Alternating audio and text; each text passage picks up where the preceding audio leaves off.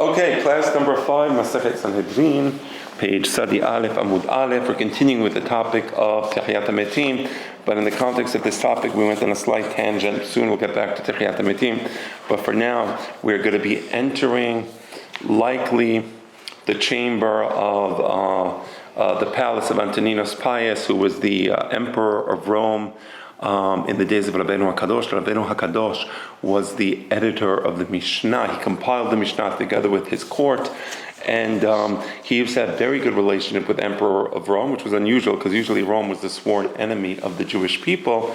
They're the ones who destroyed the Beit HaMikdash, but a generation or two, actually 2 generations later, comes Rabbeinu HaKadosh. In his days there is peace, and it's primarily because of his special relationship with the Emperor, who was an intellectual. Antoninus Pius wrote a book, and I recently saw my son. He had the book of Antoninus Pius, which has all these pearls of wisdom.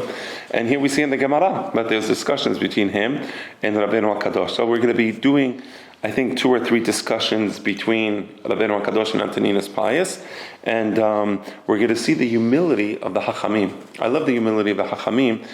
Is that A, they're willing to engage Goyim in discussions, intellectual discussions, and B, they're even willing to admit that they were wrong. I just love that. It's beautiful because, we're taught to live in a world of saints and, mystical figures, but real human beings. Even Rabbeinu HaKadosh, who was probably one of the greatest Hachamim that ever lived, he says, "No, you know what? He was correct. I made a mistake." So that's what I like about these Talmudic discussions, is that they're real. See what I'm saying? They're not just like fairy tale and fantastical mythology. So here goes. Amale Antoninus leRabbi. Antoninus asked Rabbeinu HaKadosh the following question: Mipnei ma hama yosea b'mizrach. What is the reason that this, and we started this last week, but we just didn't finish it, so we're repeating it. What's the reason that the sun rises in the east and sets in the west? Now, when Rabbeinu HaKadosh hears this question, his initial reaction was, it's one of those annoying questions. Why is it like this and it's not like that? And Rabbeinu HaKadosh didn't fully understand the depth of the question, so he answers him. Amarle, Rabbeinu HaKadosh answers the emperor. If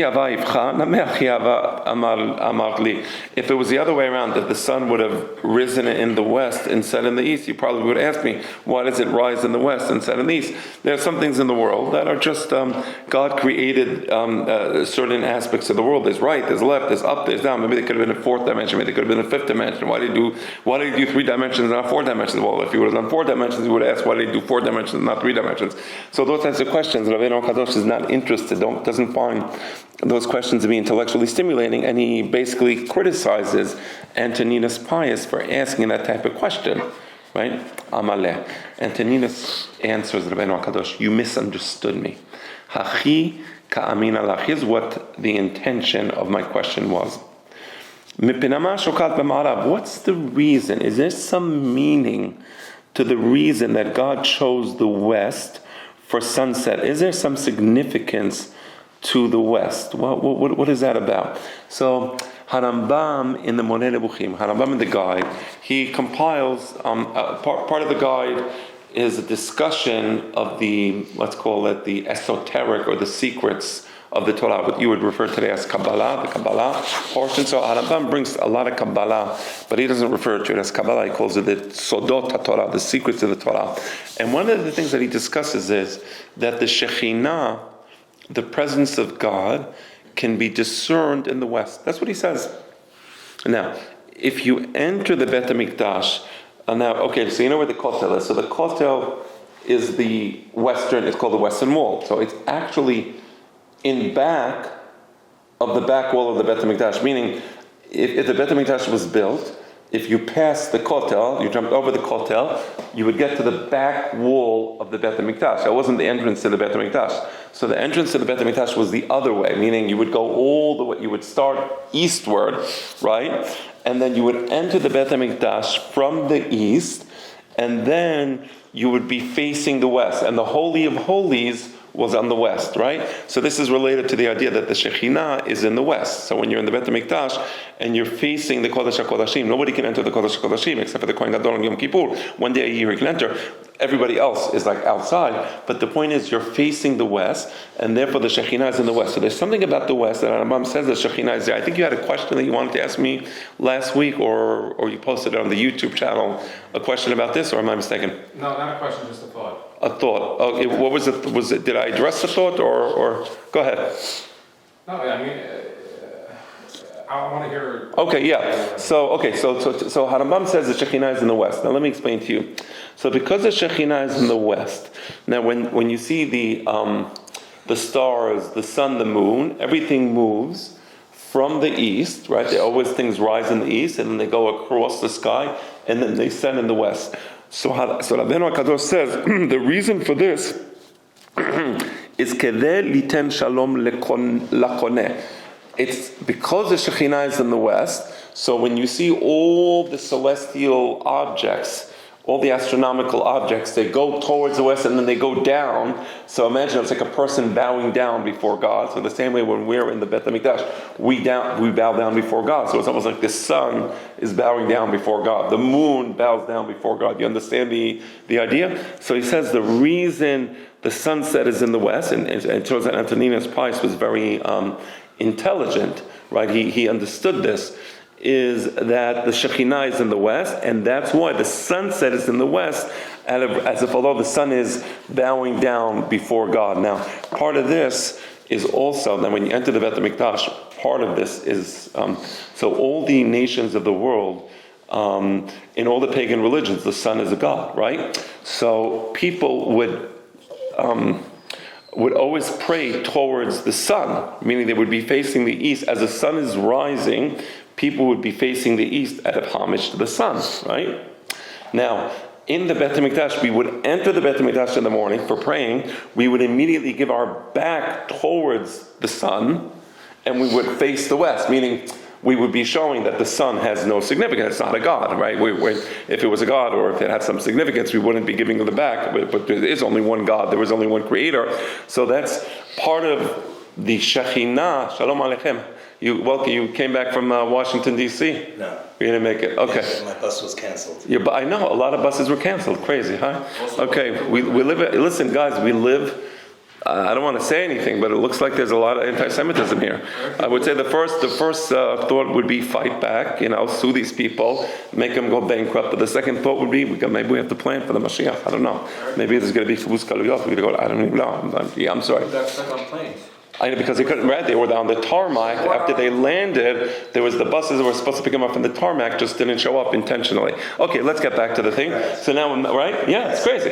So, okay, getting back to this. So they would give the back to the sun, and they would face the Shekhinah, and in this way they would, first of all, say, we are not like the pagans. Now, in the days of the Beit HaMikdash, in the days of the first temple, towards the end of the first temple, there was Avodah Zarah among the Jewish people, and the first temple was around. So the Yechezkel Hanavi speaks about the fact how the people, in their wickedness, they would give the back to the Kodesh HaKodashim, and in the morning they would face the rising sun to show homage to the sun, right? They were obviously wicked in doing this, and it was horrible, and that's one of the reasons Beit HaMikdash was destroyed. I mean, we don't believe that there's other deities that you pray to. You pray to God, and He is the supreme God. I mean, there is nothing under Him that deserves respect or homage.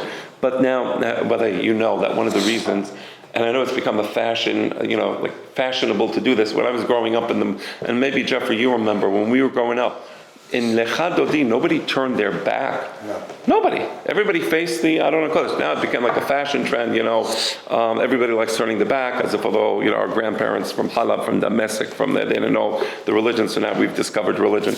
But the truth of the matter is, the reason I'm against that is I don't like the idea of turning your back to the Adonai Kodesh, because in Jewish thinking, you face where the Shekhinah is, and the Shekhinah is where the Sefer Torah is, which is where the Adonai Kodesh is. So when Friday night everybody turns their back, we don't do it in my knis. I mean, you've noticed that.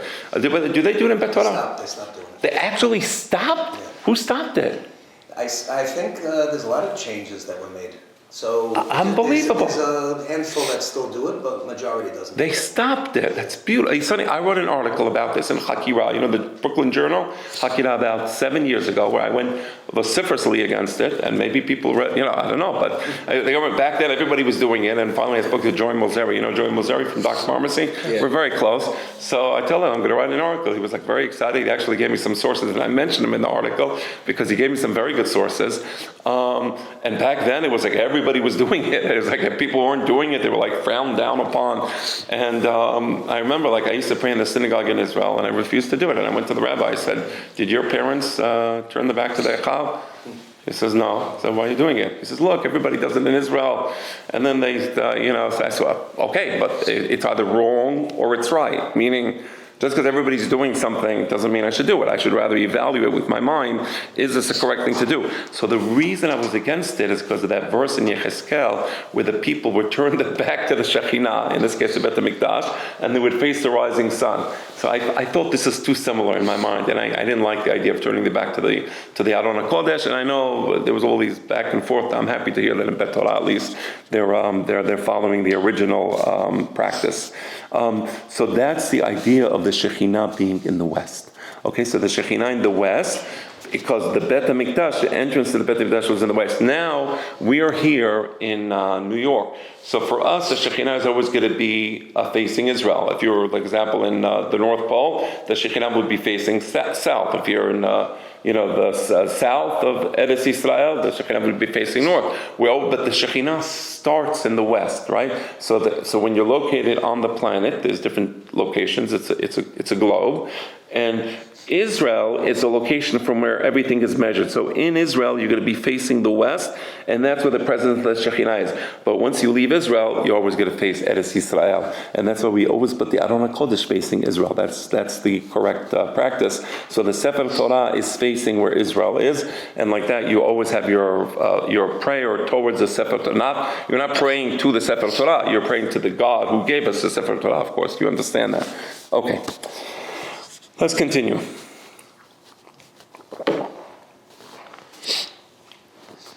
So we said, "Kedeli ten shalom lakoneh," to show homage to the Creator. Koneh, the word koneh means He who created everything, right?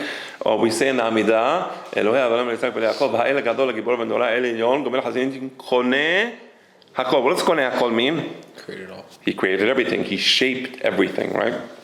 Shene'emar, Usva hashamayim lecha mishtachavim. And this is what the verse says. It says that the entire army of heavens is bowing down before you, meaning the entire army of heavens is always moving towards the west, symbolically bowing down before God. You understand? So that was a very deep discussion between Rabbeinu HaKadosh and Antoninus Pius. The discussion continues. Amaleh. Vetiti, so now Antoninus Pius says, how about this? Vetiti at palgadir ki'ah. How about the sun and the celestial objects? So let's say the sun reaches the highest point of the sky. So now once the sun goes down, why does it have to go under the horizon? Why doesn't it turn back up? Why does it follow this circular pattern where it completes the circle and then continues going down? Let it go down halfway, for example. It showed homage to God. And now, when we bow down before God, we bow down and then we rise up again. So if you tell me it's bowing down, so why doesn't it bow down and rise up the same way we rise up, right? At palgadir ki, let it go down halfway. V'titen shelama, show homage to God. V'te'ol, and get up like we do. And the answer is Mishum Po'alim. I'm going to give you the simple and I'll give you the deeper answer. Mishum Po'alim, because the workers, or Mishum Ovrei Delachim, and the people traveling in the road, they need to know when the day ends. Meaning, there is a symbolic aspect to the sun shining. So during there's two layers to this. I'm going to give you the first layer and then I'll give you the deeper layer. The first layer is during the time of daylight. That's when work takes place. Now, we live in a society where they're always trying to squeeze more and more and more out of us, right? So, for example, today people work more than they ever worked before in history because we have these devices, right, which they give us for free. They don't give us devices for free as much as they use the devices to trap us and cause us to be consumers of whatever it is they want to. But also in work, I remember it was in the early 2000s when the SMS text first started coming out, people started sending SMSs to each other. And I remember there was an intelligent person I worked for. I worked in a technology company back then, as I do today. And the person told me, you think this is a good thing. It's not a good thing. You think it's going to save you time? Yeah. Well, yeah. We're going to be able to send SMS messages. He says, no. He said, what's going to happen now is everybody's going to be sending SMS messages to everybody else.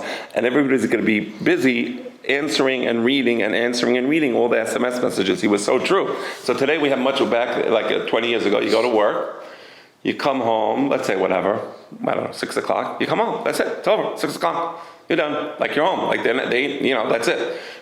Like last night, I got home, I was like, I had a class last night, I got home, oh boy, it's a Slack message, gotta do this contract. Okay, it wasn't there. I'm not bitter about it, thank God, working is good. But I had to stay up till 11 o'clock at night working. Okay, there you go, right now. Boom, one message, boom, you need this contract done. It's okay if you do it by tomorrow. I'm like, right, I'll do it tonight, and that's it. Okay, right, you understand what it is. So the point is that by creating this system where the sun eventually goes down, people who are working, they get to stop. It gives us a break in our lives, right? So God designed the world where there's a time of light, and during the time of light, naturally, we wake up and we go and we work, and then there's a time of dark where we get to relax. That's the first layer, right? That's why the sun doesn't go down like we do and then goes back up, rather goes down and it stays down, right? The second layer is, the symbol is also Olam Hazeh versus Olam Haba. Olam Hazeh, in this world, we work and we have an opportunity to accomplish what we want to accomplish. In the world to come, which is mysterious, we don't know what it is. To us, it's dark because we can't imagine what Olam Haba is. So we can't understand what it is, but we know one thing about it. The mitzvot are in this world. The work is in this world. The endeavor is in this world.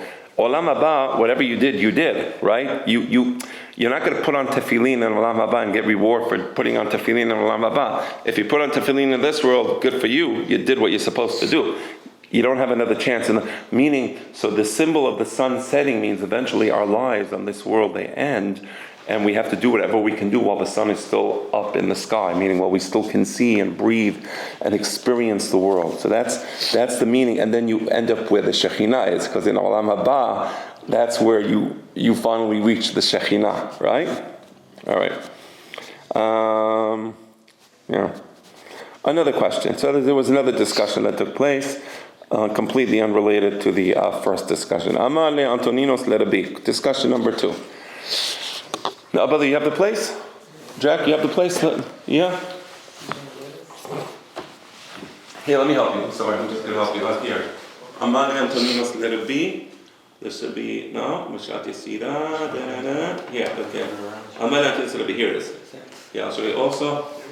Amar le Antoninos le Rabbi. Neshama, you see the Amar le Alef Lam, right? The Amar le Antoninos le Rabbi. So there's the second discussions that took place.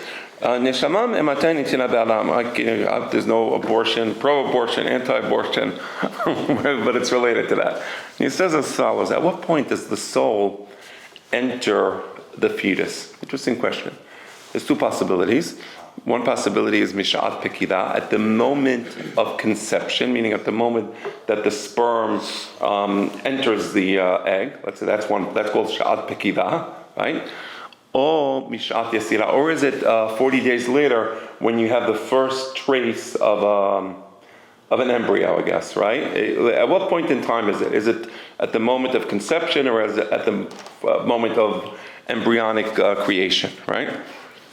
Amar le Mishat Yesira. So Rabbeinu HaKadosh gives him the following answer: the neshama, the soul, enters only at the moment that you see that embryo. 40 days after conception, that's when the neshama enters the woman's body, so to speak, and now it gets into that new baby, which is going to turn into a full baby, right?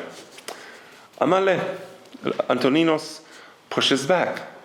He says as follows: אפשר חתיכה של בשר עומדת 3 ימים בלא מלח ואין המסרחת. Now back then there was no refrigeration. So how did you preserve meat? What did you do? You would salt it, like beef jerky. What's beef jerky? Beef jerky, the cowboys used to love beef jerky because back then there was no refrigeration. So you're a cowboy, you're traveling from town to town. How do you carry meat around? You have the beef jerky, which is salted, heavily salted meat, right? Did anybody here ever eat beef jerky? Mm-hmm. Is it tasty? Does it taste good? Delicious. Yeah, it is? Okay, amazing. interesting. All right. So that's made by salting and preserving the meat in that way so it doesn't spoil. So he says, let's say you have a piece of meat, a fresh meat, and you don't salt it for 3 days. What happens to the piece of meat? It spoils. Is it not going to spoil? Of course it's going to spoil. There was no refrigeration. So the same thing with this idea that there's this extra thing within the woman for 40 days. It's a small piece of flesh, and you want to say it's just a piece of flesh, and it has no soul to it. It doesn't make any sense. It's going to rot. It's nothing. It's an appendage, according to you. So it doesn't. He rejects it.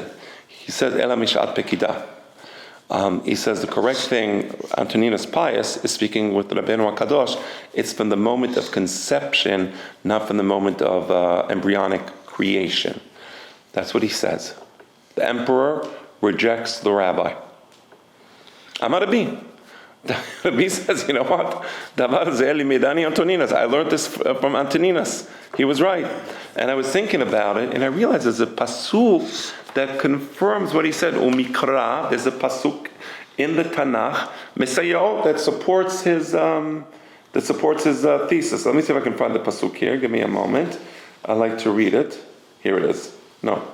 Yeah. And the pasuk says, Hagim, I'm going to read the beginning of the pasuk. Hagim v'chesed asita imadi. God, you have done with me kindness in so much as you've given me life. This is Job speaking to God. He's acknowledging that despite his suffering and despite all the terrible things that happen, he says, Hagim v'chesed asita imadi. Just 1 second, I want to make sure I have that right. Yeah. Hayim v'chesed asita. Yeah, exactly. That's Job. He says, Hayim v'chesed asita imadi. And the pasuk continues, and it says, and now you have this in the Gemara, Ufkudatecha shamira ruchi. The peshat of the pasuk, Ufkudatecha, means your rules, shamira ruchi, because you did this kindness to me, says Job, I always guarded your rules. Pekuda means your instructions. Like you give an order, do this. I always guarded your instructions, God, says Job. But the derasha of kudadecha, look at the word pekuda.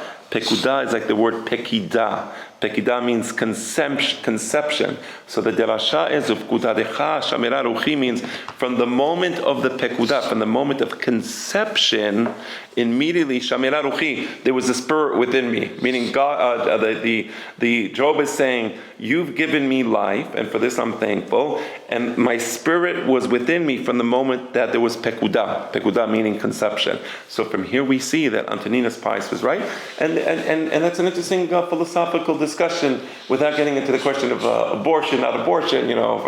What should it be allowed? I'm not in any way dealing with that because that's a slightly more complex and nuanced discussion. But at least we know that there is within the woman, at the moment that she gets pregnant, there's already this extra kedusha. And that's why a woman, when they're pregnant, they're extra sensitive because they have within them this extra neshama that becomes part of them, right? So it creates a certain awareness, a certain consciousness. So when you boys get married, but you guys are already married, you're aware that your wives, when they're pregnant, they're a little more sensitive. Their feelings change because they have this powerful soul within them. It's another, it's their child, right? Whether male, female, doesn't matter, right? So that's the pekida. That's the conception. Next, now we're having discussion number 3 between Antoninus Pius and Rabbeinu HaKadosh. Another question he asked him, at what point does the evil instinct take over the person? Which is to say as follows. So you look at a cellular organism, like an amoeba, unicellular organism. So it has a particular program, and it follows a particular rules that govern its life, and whatever it does is just governed by scientific principles. If you look at, a beehive. So a beehive, before winter, the female bees, they all decide to kick out the male bees from the hive because the male bees are useless at this point. So the male bees are kicked out of the hive. They all die of starvation or cold when they're kicked out. So there's a particular program. It's not a decision that the bees made. It's just the way they're programmed. They're programmed that at that point in time, they kick the male bees out. So you see in the world, there's all these different machines, and the machines have a particular computer program, whether it's the DNA, the genetic code, whatever you call it, instinct, doesn't matter what you call it, but it's there. Now, man has within him two conflicting, so to speak, systems. One system is a system of the Yetzer Hara, which is similar to the system that governs all animal or all life forms. And then there's another opposing system, which is the intellect. And through the intellect, the person has the ability to change the program. Meaning, going back to the bees. So the bees in the winter, before the winter comes, the female bees kill all the male bees. Okay. So that's a program. So if you were to give the bees some intelligence, maybe they say, wait, hold on, maybe we shouldn't kill these male bees. Maybe it's wrong, maybe we should, they can have that internal discussion with them, but they can't because they don't have the intellect. They're only Yetzer Hara. They don't have the Yetzer Hatov intellectual faculties, right? So I always say, if a lion is hungry and there's a nice antelope there, he's going to eat the antelope, not because he's evil, but that's just the programming, right? But there's nothing, but if they suddenly get the lion consciousness and intelligence and you give it a human brain, maybe it'll stop. Maybe it'll say, no, I can't do this, right? By the way, it shows you these Hamas terrorists. I mean, they're actually lower than animals, because animals, they do what they do for preservation, meaning a lion eats because it's hungry and needs to eat. These Hamas terrorists, they're I mean, I don't know what to call them. They're some horrible, demonic creation, But anyway, so the point is, now here's the amazing thing. So when the man is created, the soul is put in first, before there's even a body, right? There's just that point of conception. There's already that neshama. The neshama is tahor. It's a holy entity. So the question is a really smart question. This holy entity called the soul, the neshama, it's there at the beginning. And we know eventually at some point the Yetzer Hara comes. So at what point does the Yetzer Hara come? The Yetzer Hara being the animalistic instinct, right? When does that happen? So he says, Mishat Yesira or Mishat Yesiyah. Does the Yetzer Hara enter the person from the point that the embryo is created? Or is it only after the baby leaves the mommy's womb, only at that point does the Yetzer Hara come on the person? That was a question asked. So at first he says, Rabbeinu HaKadosh answers, he says at the point of creation. So already when the baby is inside the mommy, there's a Yetzer Hara, and this Yetzer Hara is a motivating factor in the baby's behavior, so to speak. Antoninus, the emperor, pushes back. Amar lo, I disagree with that. He says, and that was the case. Why would the baby stay there? If he already has a Yetzer Hara, he has an evil instinct, he should always want to kick himself out and get out of the mommy's womb and go out in the world and be independent, because part of the Yetzer Hara is arrogance, part of the Yetzer Hara is selfishness, part of the Yetzer Hara is the desire to do evil. So why is the baby inside? The baby's inside, it's all nice and cute. It should go, oh no, I want to get out. So it's nice and cute because it really is pure at that moment, right? At the moment that the baby is inside the mommy's womb, it's all kedusha, right? So ela mishat yetziyah. So Antoninus Pius says, no, it's only after the baby leaves that the Yetzer Hara, so to speak, takes over. So that's what he tells Rabbeinu HaKadosh. Amar Rabbi, Rabbeinu HaKadosh says, you know what, you're right. Davar zen medani Antoninos. This is what Antoninus taught me. Umikra misayo. And I looked at the Torah and I said, wow, it's right there in the Torah. So after Adam it gives birth to Cain and Hevel. You remember Cain kills Hevel. Now Hashem says the following Pesukim. He says, Lapetach hatat roves. Let me read to you the Pesukim. Hold on, give me a moment, please. I'm sorry. Here it is. Okay. 91, 91a, 91b. Okay, here we go. So Cain kills Hevel, and here. Vayomer Adonai el Cain. God speaks to Cain. Now Cain, this is before he killed Hevel. God sees that Cain is angry because God didn't accept his korban, right? So he says, Lama chalalach, what are you angry about? Lama nafilu fanecha, what are you all sad face? And then he says as follows. Haloim Tetiv said, if you act good, God will accept you. But if you don't act good, you know why you're not acting good? Lapetah hatat roves. That's a pasuk here. The moment of entry into this world, meaning the moment the baby enters the world, hatat, the yetzer hara roves, jumps on the baby. At that moment. Now the yetzer hara desires to govern you, but you have an intellect. The atatim sholbo means, but you have an obligation to govern the yetzer hara. You shouldn't let the yetzer hara govern you. You should govern the yetzer hara, right? Again, la petah hatat roves. The moment petach means entrance. So the moment the baby enters this world, hatat, the sin, meaning the yetzer hara, roves, jumps on the baby, right? The elecha teshukato. This yetzer hara has a desire to govern you, but that's not the way it's supposed to act. Says God to Cain, you're supposed to control yourself, atatim sholbo, and you should govern. Eventually he loses. We know that Cain murders his brother, right? Anyway, from here we see that Antoninus Pius was correct.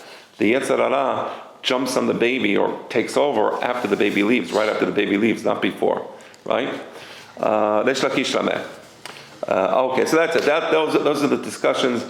Yes, I was just about to say, does anybody have a question? And there you are. So, why do we say Elohai Neshama Shenatata B'Torah at the first thing in the morning if our evil inclination is the natural thought process that we have? Because we said that the neshama starts from the moment of conception, right? That neshama that enters the baby from the moment of conception, that neshama is Tehorah. And that's what we say, Elohai Neshama Shenatata B'Torah, the neshama that you put within me is Tehorah, it's pure, right? You created it. At what point does the yetzer hara come? Only after the baby leaves the womb with the mommy. But the neshama started out pure. Now you have this extra entity, the yetzer hara, and the yetzer hara is like now creating this conflict. It's our job to wake up in the morning without that. I'm sorry? It's our job to wake up in the morning. So no, we have the yetzer hara. We always have the yetzer hara.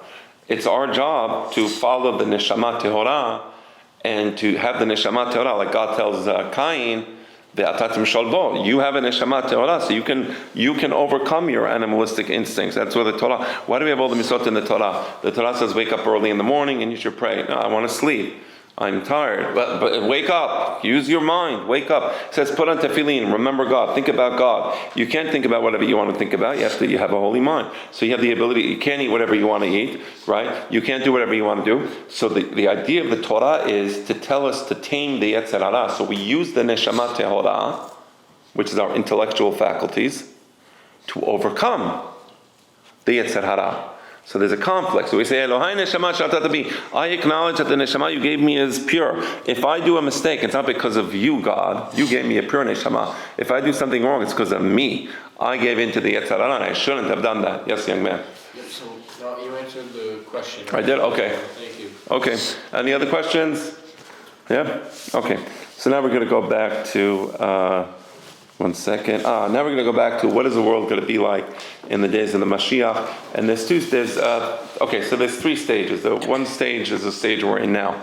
So there's going to be, let's say, Melchemet Gog uMagog, assuming this is the beginning of that war. I'm not a Navi, so I'm not making a prediction whether it is or it isn't, but I'm speculating, let's say it is, for argument's sake. So then at the end of Gog uMagog, there's going to be a period called Yemot HaMashiach, where the Mashiach comes and he's going to fight a war against Amalek, and he's going to build the Beit HaMikdash, and he's going to bring peace to the world. So that's the time of the Mashiach. Then after the Mashiach... Is that going to be a physical being?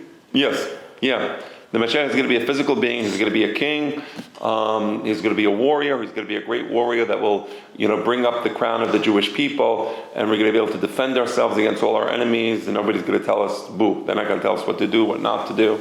Like now, for example, Israel wants to defend itself, so they're saying that Israel is going to have another 3 weeks, and then after that, people are going to start saying, what are you doing? So in the days of the Mashiach, it's not going to be like that. In the days of the Mashiach, we're going to be able to defend ourselves, and he's going to chase down all the Amalekites wherever they are, and just kill all the Amalekites. And now we see that there's a heck of a lot of Amalekites in the world. So I'm actually looking forward to that particular part.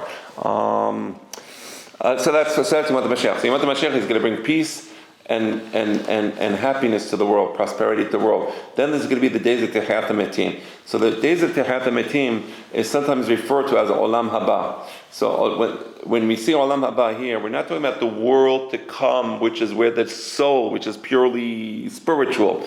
We're talking about the days after the Mashiach, when this Techiyat HaMetim, the world is going to be so different that we refer to it as the world to come. But we don't mean it in the sense of the world that our soul goes to after we die, but we mean what will happen to this physical world after Techiyat HaMetim. You understand? So that's like the final stage of... so we're going to be talking about that now. So, Resh Lakish Rameh. So Resh Lakish brings two verses in the prophets, and each verse discusses a different historical era. So here is the, let me just open up the Gemara here so I can find the Pesukim. I like reading the Pesukim in the text itself. Okay. Resh Lakish Rameh. So Resh Lakish brings two verses that appear to contradict each other, but they don't really contradict each other. They only appear to do so. So we're going to see what the verse is. Verse number one is, where is it? It's in Yirmiyah. Here it is. Okay.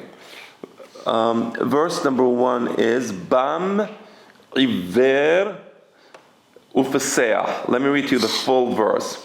The full verse is, Hineni Mevi Otam Me'eretz Safon. I'm going to bring these scattered Jews. The Jews are going to be all over the world. I will bring them from all over the world, even the northern country. Maybe it's referring to North America. It could be, Eretz Safon, right? It says, where are the Jews today? I mean, most of the, I think the largest Jewish population is in North America, right? There's more Jews certainly in New York than any other than Israel. I'm talking about, of course. So if you look at the Galuyot, maybe Eretz Safon, the land of the north, maybe it's an allusion to North America. Anyway, it says, I'm going to bring them from that country. I'm going to go to all the corners of the world. There's Jews all over the world. There's in Brazil, there's in Puerto Rico, there's in Colombia, there's in China. There's Jews all over the world. I'll go to all the stretches of the world. Now, among these Jews, there's going to be people who are blind. There's going to be people who are lame, who can't walk properly. Hara, there's going to be pregnant women. Veyoledet, there's going to be a woman giving birth. Yahdab, everybody's going to come back to Israel. It doesn't matter, meaning even if you're too weak to walk, the point of the verse is, you're too weak, how am I going to go back to Israel? God is going to find a way to bring you back to Israel. If that person is blind, I can't see, how can I possibly go back to Israel? God is going to find a way to bring you to Israel. Hara, woman is giving birth, he's going to bring her. Yoledet, all that. Kahal gadol yashuvu hena. There's going to be a huge amount of Jews going back to Eretz Yisrael. That's in Yemot HaMashiach. So that's one verse. One verse says, among the Jews going back to Israel is going to be people who are blind, people who are lame, and so on. Uchtiv. Another verse. Okay, I'm sorry about this. Here it is. Uchtiv. There is another verse that says, Az yidlag. One second. Here it is. Az yedaleg ka'ayal piseah v'taron leshon ilem. It's saying that in the days of the future, in the faraway time of Yemot HaMashiach, there's going to be a situation where even a person who is piseah, even a person who is lame, this person is going to be jumping up like a deer. You know how the deer, you ever see them jump? They can just literally jump across the road. Right? They have amazing jumping skills. So even people who are injured in their legs, they can't walk, they're paseah, they're going to be jumping like deer. V'taron leshon ilem. And even people who are mute, they can't speak, they're going to be singing beautiful songs, meaning there's going to be no more sicknesses. Right? That's what the Pasuk says. Because this world is going to be so different, you're going to have fountains of water going through the desert. And you go to the driest places in the world, and you have rivulets flourishing these places with water, so everything is going to come back to life. So the hakes, so there's a contradiction between the two verses. You saw the contradiction? One verse said that there's going to be people who are blind, God is going to bring them back to Israel. People who are lame, God is going to bring them back to Israel. The other verse says there's going to be no more blind people, there's going to be no more lame people, everybody's going to be cured, even the mute are going to be able to speak, the deserts are going to turn to, so which is it? Are they going to be people who are lame, or is everybody going to be cured? Right? You see the contradiction? Yeah. All right, hakesad. So the answer is as follows. Omerin bemuman umitrapein. One is referring to the Messianic era when there's kibbutz galuyot, and people will be able to return to Israel. And even though they are lame or sick or blind, they're going to be able to go back to Israel. God will bring them back to Israel. But then once you get to Israel and we go to the next stage, which is the days of Techiyat HaMetim, at that stage, they're going to get cured from their sicknesses, and there's going to be no more blind and no more lame and no more people suffering. Everybody's going to be in a state of complete rejuvenation. That's the days of Techiyat HaMetim. So Techiyat HaMetim doesn't just mean that the dead will come back to life, but it means that the sicknesses will be overcome, and there will be no more sickness. People will be healthy, and even a person who was lame before will be jumping up and down like the deer. Right? Ula has a similar, he brings two verses that apparently they appear to contradict each other, and also these two verses are describing the Messianic era. And so here are the two verses. Okay. Ula rame ketib billah hamavet lanesach. One verse says that God completely extinguished death forever. There's going to be no more death. Umaha Adonai dim'ah me'al kol panim. And because there's going to be no more death, there's going to be no more people in mourning. People are not going to be crying anymore, right? Because of course there's no more death, and people are going to be happy. That's one verse.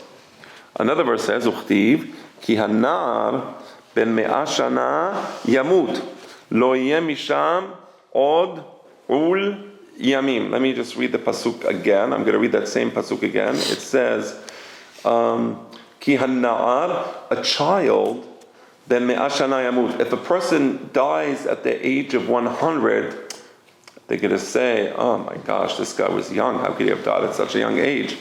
If a person is a sinner and God wants to punish him, then me'ah shana yikullav. I'm sorry, I got an allergic thing going here.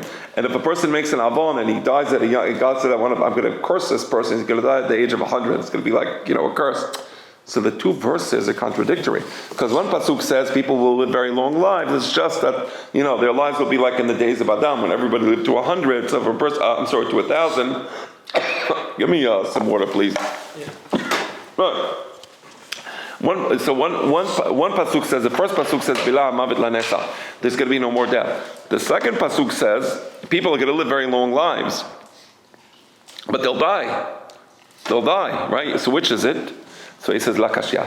Kan be Israel, kan be obde kochavim. He says, no. In the days of Techiyat HaMetim, thank you. Give me a minute just to get over this allergic thingy. All right. In the days of Techiyat HaMetim, there's going to be a transformation.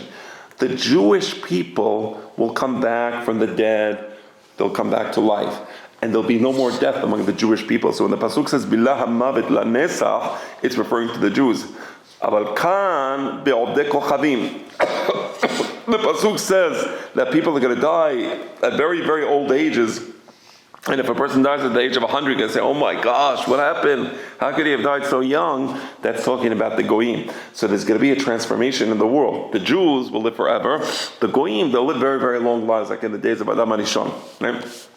This is only for there's all Jews, or what if it's a Jewish person that's not religious or that does a lot of sins and all that? How does that work? Right, so we believe that in the days of the Mashiach, Am Yisrael will make teshuvah, and there will be so much wisdom and knowledge in the world that people will automatically attach themselves to the stream of wisdom. It will be like almost impossible, but to your point, theoretically, if a person decides to make an avon, then we would say no. He wouldn't have the benefit of the special blessing that the Jewish people get, because that blessing wouldn't come to him because he's not following the Torah, right? Because we don't look at things ethnically. We don't look at ethnicity. They say the Jew was demonstrating in favor of Hamas. I mean, okay, first you have to be insane to demonstrate in favor of Hamas. A Jew or a goy, right? I mean, it means you're a sick person, right? Nobody in a right, sane mind says I'm in favor of putting babies in tablets. I mean, that's insanity, right? You have to literally. So these people are insane people. So they say, oh, but he's Jewish. I mean, ethnicity, maybe, I don't know, ethnically, because why? Because his mother or grandmother was Jewish, whatever.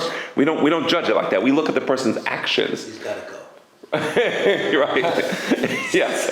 So we look at the person's actions and we judge it. So to your point, yeah, if he's not acting like a Jew, then he's not going to get the berachot that the Torah gives to the Jew. Exactly. He's not going to get these berachot. He's going to have the time to do teshuvah before that. If he wishes to do teshuvah and he chooses to do teshuvah, he will do teshuvah. But the goyim, they're going to live very long lives because there's going to be a transformation in the world. There won't be eternal lives. Now you say that's racism. No, any goy can choose to convert. You know, a guy wants to say, I want to become Jewish, and he's sincere and he really wants to become Jewish, then, well, convert, right? But you have to choose for yourself. So a Jew can choose to be non-Jewish, and a guy can choose to be Jewish. Exactly. So we don't look at things ethnically. Yes. So, Rabbi, you said that the Jews' lives are going to be, in this time we just learned that Jews' lives are going to be, it's like, would it end up being endless? Because I thought there's a point where isn't there a point where you're still going to have Jews passing away, or no? So that's it. He's saying after Techiyat HaMetim, there's Bilah HaMavet LaNesa. Bilah HaMavet LaNesa means God is going to extinguish death. There's going to be no more death, right? And the Gemara says, it's referring to the Jewish people, that we have the Torah, and that's why the Torah says, Es Hayim Hi LaMachazikim Ba. The Torah is the tree of life. So in the Yemot HaMashiach, when we finally uphold this tree of life, it'll be like, like I think there's an Indiana Jones movie where he wants to find like this fountain of youth or something. There's probably a lot of movies like that. So yeah, you find the fountain of youth and you live forever. So the Torah is the fountain of youth, meaning a person who upholds the Torah. When all of Am Yisrael uphold the Torah, and we bring the water of the Torah down to this world, that's immortality. That's the fountain of youth, right? So will that mean that a person will pass away, his soul will go to Olam Haba, and the soul will come back down for Techiyat HaMetim, and if they're Jewish, they're essentially going to be alive indefinitely?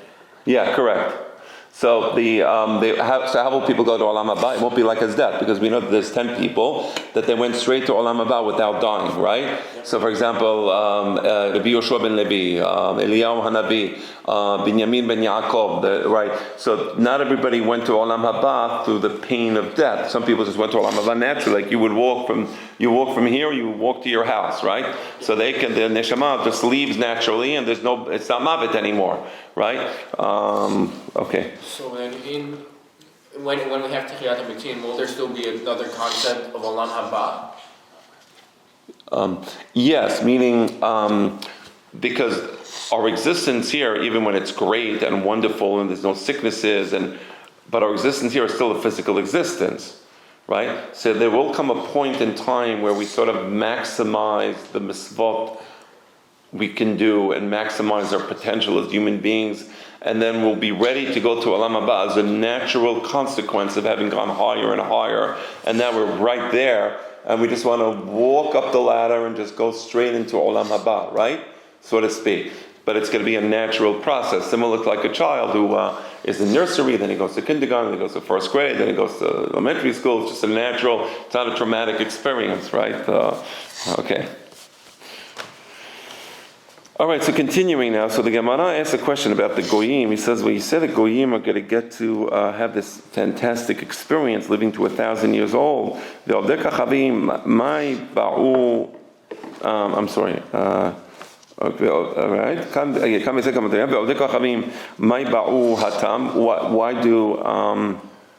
Why do the Goyim get this wonderful blessing that they're going to have such long lives? The answer is Hanach Tichti Behu ve'Ameru Zarim ve'Ra'u Sonechem. This is talking about the Goyim who are going to love the Jewish people. It says in the days of the Mashiach that the Goyim are going to come and they're going to want to give gifts to the Jewish people, and they're going to say, let us help you with your sheep, right? The Goyim will come and say, let us be your farmers, let us do the farming for you, let us be those who take care of your vineyards, right? So these Goyim who love the Jewish people and attach themselves to the Jewish people, they're going to get the zechut of having these very long lives. I saw this very sweet video. I see these videos. They're showing up on my Instagram feed about these Japanese. Apparently there's a lot of pro-Israel people in Japan. They look very innocent. They're holding the Israeli flag. They're all sitting in a room together, and they're all like waving the flag, singing, Elenu Shalom. It's very sweet, they're very innocent. I saw one where they were walking in the streets of Japan again with the flag, and they were singing, I forgot what song. It was just very sweet to see it. So there's goyim who really want to be attached to the Jewish people. They reckon, and Hashem will bless these people for what they're doing, right? All right, let's continue. We have another 6 minutes, so let's continue. So Rav Chisda also, he brings two pesukim which appear to be contradictory, and he is going to tell us how to resolve the contradiction. Ketiv. Hold on one second. I don't like reading a verse unless I know that I am reading it 100% correctly, so I'm going to open up the verse here. Okay. Rav Chisda. Okay, here it is. Yes, and I knew that I wasn't seeing it right. V'hafera halevana. It's going to be a time where the moon will have to hide its face. Ubosha hachama, and even the sun will be embarrassed to shine. Why? Himalach Adonai Sevaot. Because when God appears as the king in the days of the Mashiach, and I'm continuing in the pasuk Behar Sion, in Mount Zion, Ubirushalayim, in Jerusalem, meaning the place of the Beit HaMikdash, V'neged Zekenav Kavod, and there's going to be such a radiance upon the Hachamim of Yerushalayim. This radiance is going to be so beautiful that even the sun is going to be embarrassed, and even the moon is going to be embarrassed from this radiance. That's in the days of the Mashiach. That's one pasuk. So one pasuk is describing that. Another pasuk says, Uchtiv, V'haya or halevana ke'or hachama. Another pasuk says that in the days of the Mashiach, the light of the moon in the days of the Mashiach will be like the light of the sun today, right? So today's moon will become like today's sun in the Messianic era. And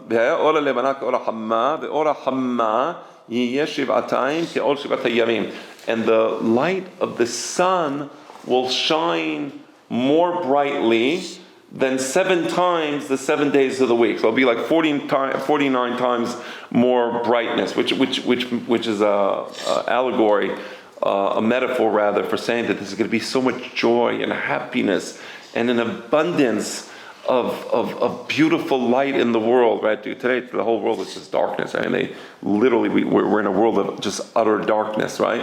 So suddenly there's going to be this bursting out of glorious light.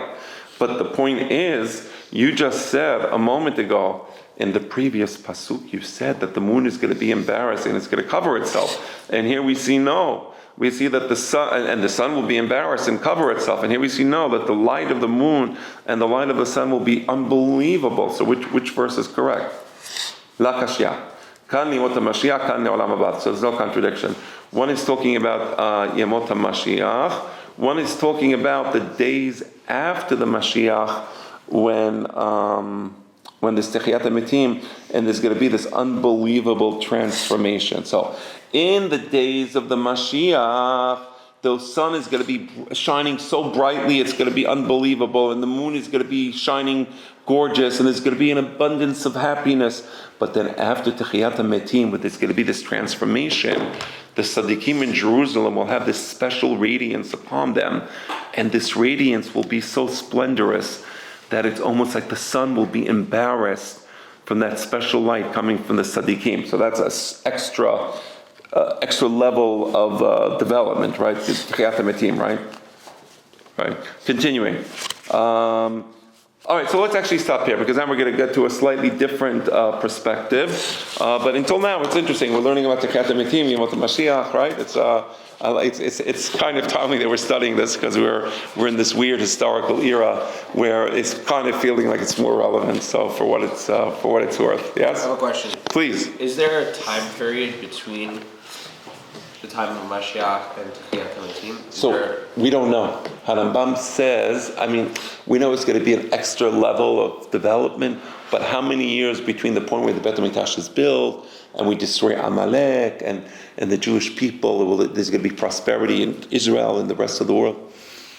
Interesting, I don't know. Because there's so much change from now to the time of Mashiach till Techiyat HaMetim. Yeah. That. Yeah, so I think that part of the change is going to be, that's why I think Gog and Magog takes place, because when there's traumatic events in human history, it opens up a window for a higher level of consciousness, right? So I feel like the suffering of Gog and Magog will bring about this opportunity for people who are going to be thirsty for God and thirsty for truth, right? Because there's going to be so much darkness in the world. People are just going to we want truth. And then that happens. But how much time will it be? I don't know. I can't answer it. I can only speculate. Jeff, yes, Jeff. So, this is all based on the region of Israel. So what about the rest of the world? What are those people going to be doing? Right. So first of all, we know that the war of Gog and Magog is going to affect all of humanity. And if we take the book of Zechariah, literally it says 2/3 will be wiped out. That's what it seems to be. So what does that mean? I don't know. I'm not saying that to be dramatic. Maybe it's a metaphor. Maybe it's just a metaphor. So I'm not trying to. I'm not one of these rabbis like, oh my gosh, maybe yes. I'm not saying yes. I'm not saying no. But all of humanity will be affected. And what's going to happen is that the miracles that take place in Israel in the days of the Mashiach, they'll be broadcast live. The same way the atrocities of October 7th were broadcast live. People are going to see the miracles, and it's going to be like beyond belief. And then the Goyim are all going to want to come to Jerusalem to experience the presence of God, because suddenly there's going to be a reawakening. And we're in such darkness, and suddenly light, truth, beauty. And so they're all just going to be Naharu Goyim. There's going to be like a river of Goyim coming to Jerusalem to experience God's presence and to see the Jewish people. So it's going to transform all humanity. And one more question. The soul, my understanding is that the soul comes back to finish. Don't we finish our Tikkun? It comes back into the next life and the next life, and then when it's done, like if somebody passes away early, they say because he or she completed the cycle and was good enough to now go to... So I have a more, let's say, Maimonidean approach to that. Harambam, the Geonim, and the Gemara, they don't mention the idea of reincarnation. And I know that it's a popular idea. I personally am not a big fan of reincarnation, because to me, the idea of reincarnation, it's opposed to the idea of individuality. So, we're individuals. God created us with a very strong sense of who we are. We have a mother, we have a father, we have children. We feel that sense of who we are and where we are in time, right? And you have a chance, and you better make it right. You know what I'm saying? And reincarnation kind of like says, no, you could be the mother, the father, or the fish, the toad, the stone, whatever. So I'm not a fan of reincarnation at all. I actually, intellectually and spiritually, I'm one of the few rabbis who will tell you, no, I don't abide by that, right? And indeed, you're noticing that it doesn't quite fit into the scheme of how things work, right? And it doesn't even fit into the scheme of, like you're in this world and you got to make it happen. And if you don't make it happen, you're in bbig trouble. Why am I in big trouble? I'll just come back and, as a frog or as another person, whatever, meaning whatever you come back as. And, because it's, the Torah says no. Bar minan, a person does a terrible avon and he dies and he didn't make teshuvah, he can lose it all. Like it says so. Why do I lose it all? I don't get it. I thought I'd come back. So that's why I'm not a big fan of that. Questions? Leah, sir. Techiyat HaMetim, you said, let's say Abraham, they all come back. Yeah. Let's say, don't they want to be in Olam Haba? Yes and no. Because don't forget, in Olam Haba, you are there, and where you are is based a lot about the mitzvot you did in this world. Now, let's say somebody like Avraham Avinu, he did amazing mitzvot, but he was never able to experience the Bet HaMikdash. He never brought any korbanot. He never saw the Leviim singing on the Duchan. He never saw the Kohanim. He also wasn't Jewish. He was Avraham HaIvri. He was the first Jew in the sense that he had a personal, it wasn't a national, you're right. We have a national covenant with God, so we're part of the nation. He was the first individual who had that special covenant with God. So he was, in a sense, Jewish at the individual level, but there was no nation. You're right. There was no nation. That's the point. So he wants to experience. He wants to see his children. He wants to see Am Yisrael. So that whole thing. So there is something to be said about this world, right? and experiencing this world, so that you can do what. So there's no reincarnation, but there is Tahiyat HaMetim, where you get to do all the mitzvot that you couldn't do because you lived in a really lousy place where they just bombarded you with such stupidity that your mind is always trying to reject stupidity, and now you don't have the time to actually think about intelligent thoughts, right? You're always like defending yourself from the punches. Yeah. Last question. Wouldn't Avraham Avinu now be in Olam Haba with the soul, with the souls of his children as well? So won't he have sort of more experiences with his children in Olam Haba because he's there? They're all But they're all going to come back here. So they want to experience the Jewish people in this world. Again, it's something beautiful about seeing the promises that God made to Abraham coming true. He wants to see these promises. You promised me Israel from the Euphrates River down to the Nile. I want to see it. I want to see the Kedusha, the Shekhinah here in this world. It's an amazing thing. Let's continue this next week. We will. It's schooling. Sue, of course.